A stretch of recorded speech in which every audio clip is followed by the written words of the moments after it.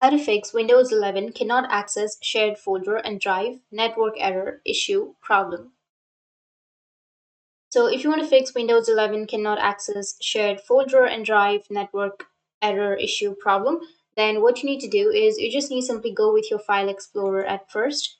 Once you open up your File Explorer, now you need to just go with your PC, like this PC, and here you need to right click on the file in which you're facing the problems, and you just need simply go with the properties section. Now under properties, now you need to go with edit, which is on the right side, and then you can go with add, and under add now you can just go with advanced, which is here on the bottom left, and you just need simply go and find the option of find now, which is right here, and from here you can select the user everyone. Scroll down and you will find everyone section. So you just need to simply click on everyone. And once you select everyone, you just need to simply go with OK. And everyone will be selected right here. And after that, you can just simply go with OK again. And you need to allow the full control. Click on all of these options and then go with apply and OK.